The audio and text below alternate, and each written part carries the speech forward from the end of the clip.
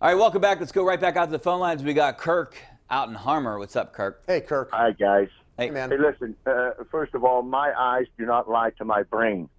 So, number one, I've watched these Steelers play all year, and granted, they had the Rudolph and duck thrown to them, but if the ball hits you in the hands, in professional sports, you have to catch the ball, or you're not a professional. What did Juju have? Like 14 drop passes? and What a did couple huge Deontay fumbles, have? too. 9?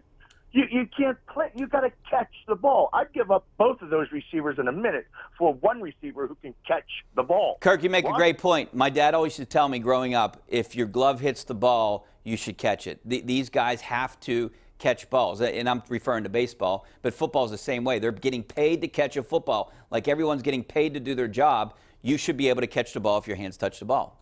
Deontay Moncrief had the worst hands I've ever seen in a wide receiver in my 30 years of watching football. It was embarrassing, and he didn't even last the full season. Look, I think they've got a lot invested in Juju Smith-Schuster. I know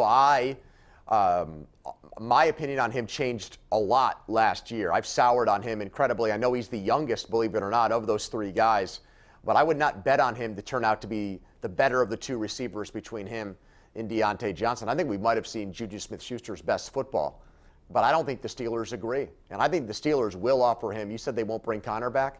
I think they'll at least offer Juju Smith-Schuster a contract extension. I don't know if he'll take it, but I think they'll put paper in front of him. They might. I think injuries will keep them or prevent them from offering James Conner a long-term deal.